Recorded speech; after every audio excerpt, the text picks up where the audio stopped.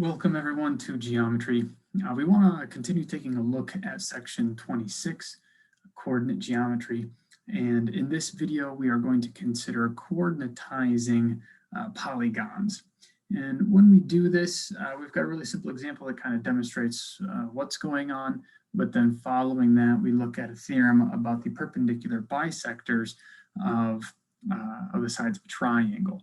And in that theorem, we have a lot of notation resulting from our coordinatization of the polygon. So just follow along carefully with the notations that we're using. And if needed, I would certainly encourage you guys to pause, rewatch, and try some of these things on your own as well. So if you have any questions, of course, make sure to stop by and ask. All right, let's take a look at our lecture notes here. So we can use coordinates to prove many theorems in geometry. And as I mentioned in a previous video, in particular, triangles and quadrilaterals are going to be the interest of the theorems that follow. And what we are looking at doing when we coordinatize, what we can do is we can choose very nice locations for our vertices. So if I wanted to coordinatize a triangle, for example, what I can do is I can actually choose to put one of the vertices right here at the origin. Very convenient for us. And then I can choose a second to be on the x-axis, and I can choose the third to be somewhere up here in the first quadrant of our coordinate plane. And when I do that, that makes things very nice, because now all of the coordinates here are actually positive numbers. So we can look at our triangle. Excellent. So look, that looks fantastic. And I could say that this corner is 0, 0. This corner, or this vertex, is b comma 0. And then up here, I can call this c. I'll make that c look a little bit better. C, there we go. I can call that, let's see here, I've used b, so I'll call it a c. There we go. And again, I can choose my triangle to take on this particular form, because notice if I had a triangle that looked something like this, that might seem a little bit weird. How can I make this have all of these things? Well, what I can do is I can choose my coordinate axes to be y-axis, x-axis. Okay, so that would give it to me, as well as, I was thinking that there was another way to look at it, but yeah, no, that'd be about it. Anyway, so we can do that, but there's, I mean, essentially, no matter what triangle that you're looking at, there's going to be a way for you to represent it, having all three coordinates in the first quadrant here. So it makes things very nice when we do that. All right, so using the idea that we can do that, let's bring that to this theorem. The perpendicular bisectors of the sides of a triangle are concurrent. Now, if we had looked at section 21, we would have seen this already, but we have not in the fall semester of 2020, so we may not have seen that. So let's take a look at what we're trying to say in this theorem. So if we have a triangle, we want to consider the perpendicular bisectors. So let's say we have, let's go ahead and look at some very nice coordinates here. So let's say I have y-axis, x-axis. Let's throw some points on there.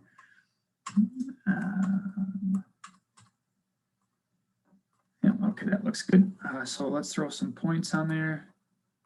Let's call that A, which of course, as we said previously, is 0, 0. Let's call this B, which is B comma 0.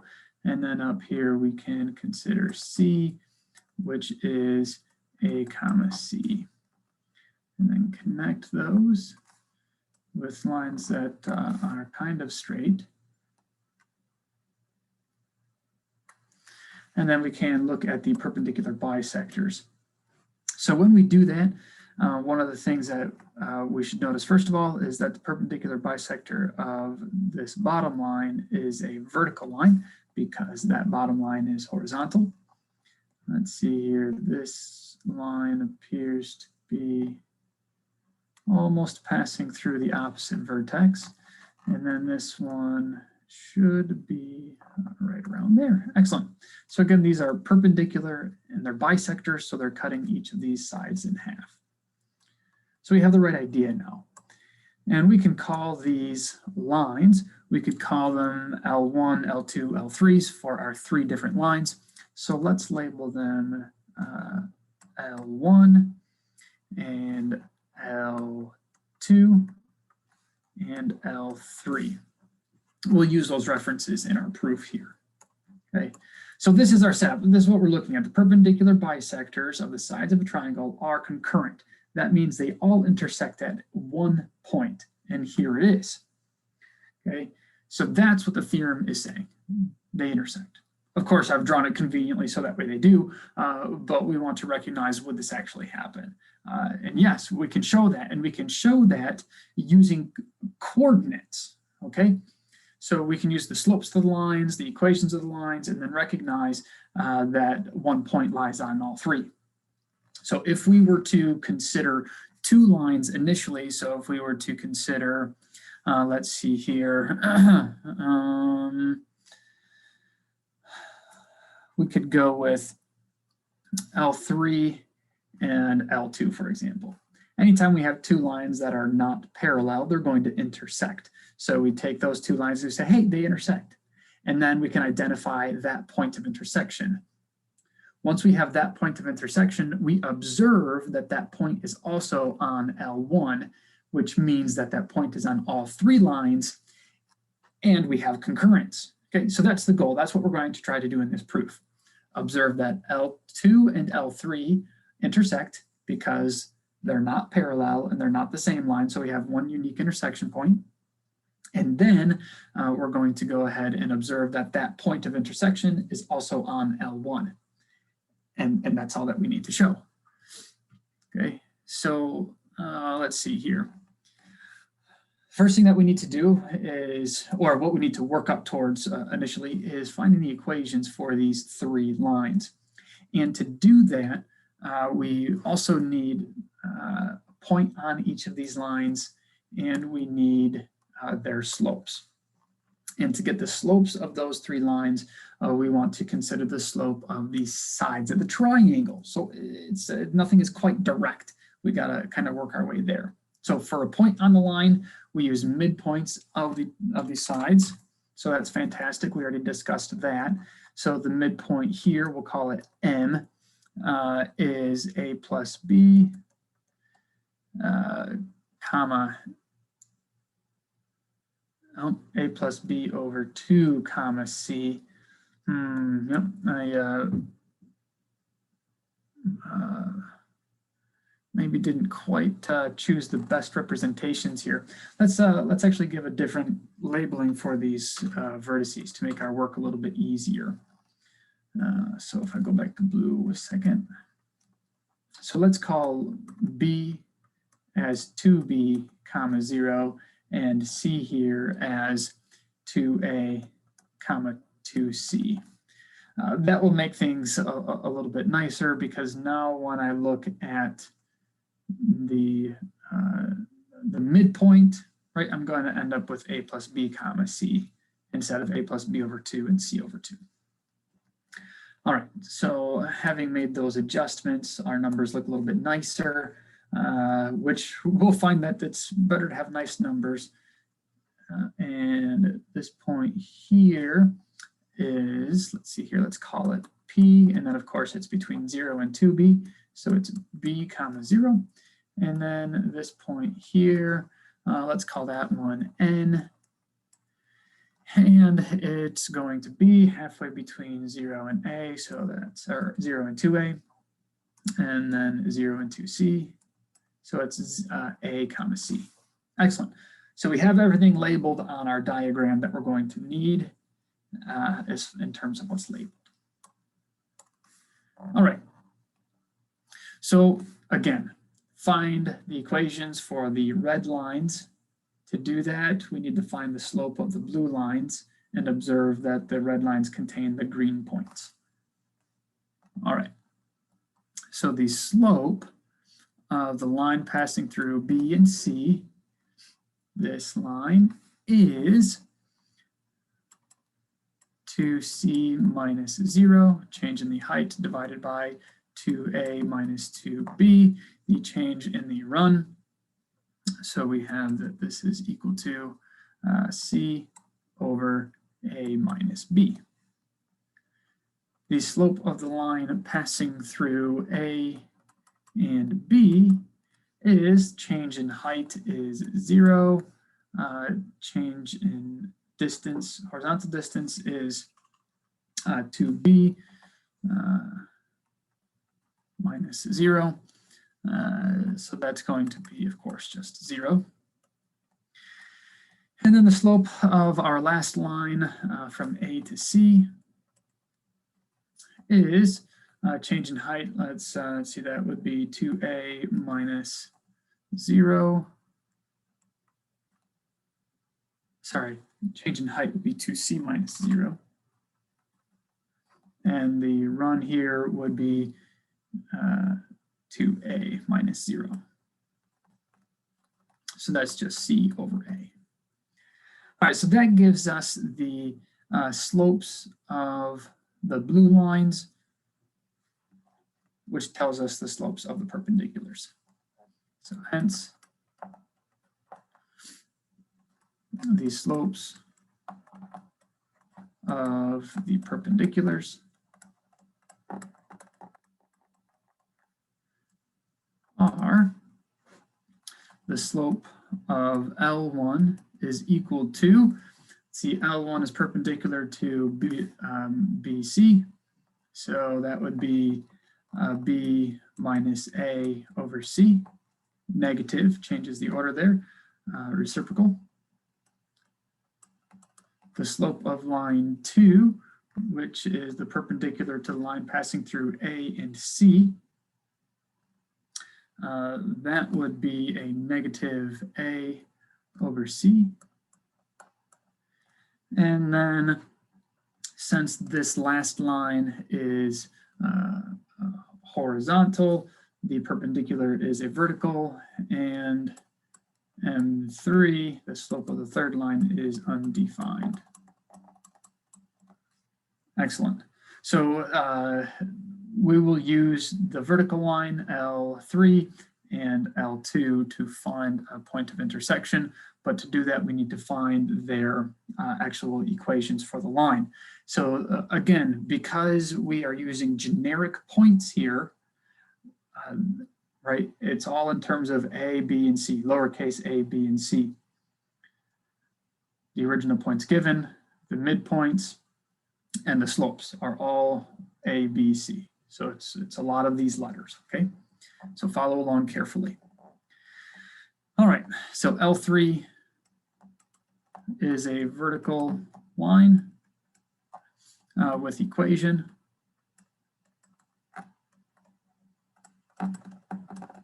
It passes through B, so we're looking for it. Passes through B comma 0, so the x value takes on the value 0, or takes on the value B. So we have x is equal to B. And L2, right, we can use what's called the point slope form of a line. So we have y minus the y value of the point of interest. So we know that for line 2, it passes through A comma C, x value of A, y value of C. So y minus C is equal to the slope, negative A over C times x minus the x value, which was A. And then I can rewrite that as y is equal to c minus a over c times x minus a. And then for the third line, L3, oh, sorry, working backwards here. So L2, L3, L2, now L1 is what I want. L1, we're having the same setup. So L1 passes through a plus b comma c. So y minus c is equal to the slope of L1 is m1, so that's b minus a divided by c times x minus the x value of a plus b. And I can rewrite that as y is equal to c plus b minus a over c times x minus a plus b, and that's it. Excellent. So if we were to choose particular values for a, b, and c, we would have explicit formulas for lines. But because we're trying to prove this in general for any triangle, we are leaving them as a, b, c. Fortunately, we can draw the triangle in this way. Just think, if I couldn't, then I'd have to have a generic a, b, c, d, e, f. That would be way worse. That would be much, much messier. So this is good. Excellent. So as we mentioned previously, we know that L3 intersects L2. And what's really nice about this is choosing L3 as our intersection, or one of the lines of intersection, is that we know exactly the x value where it occurs because it's a vertical line. We know that x is equal to b, so that allows us to plug that value in. So L3 intersects L2 at x equals b, or when x equals b, we should say it that way. Let's see, erase. At would imply that we're referring to a point. So when x is equal to b means that we haven't identified the point yet. We just know the x value, the x coordinate of the point. So they intersect when x is equal to b. So we know that y is equal to, we can plug in that value of b. Let's see here. We're not plugging into L3, we're plugging into L2. So y is equal to c minus a over c times, we're plugging in b, so it's b minus a. Excellent. So once we're here, we have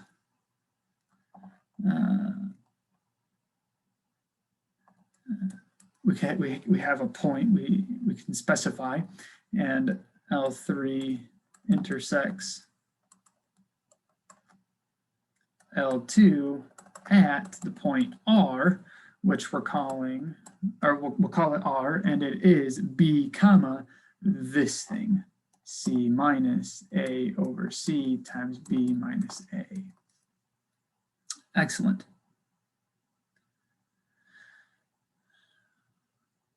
All right.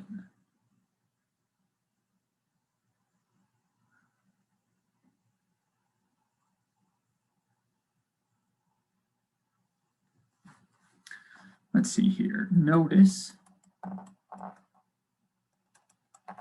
for L1, yeah, it did. Yes, okay. For L1, when x is equal to b, in line 1, we have y is equal to c plus b minus a over c times x. Oh, the x is what we're replacing with b, so b minus a plus b. All right, so once we have this, we can simplify and rewrite. So we have B minus B goes away and we have a negative A. So this is C plus B minus A over C times a negative A, which of course we could rewrite as C minus, put the A in the numerator, A over C in the B minus A on the right-hand side. And we observe that it's the same thing. That is, R is on L1 as well. In particular, so L1, L2, and L3 are concurrent. So looking back, what did we do? What did we do? Well, we showed that the point R is on L2 and L3. Then we looked at L1 and observed that R is also on L1. So L1, L2, and L3 all contain the same point, which is the definition of concurrent. All right, and that's all I wanted to share for this video. So I will see you guys one more time to discuss the two activities that are in this section, as well as one more theorem. So I'll see you guys again soon.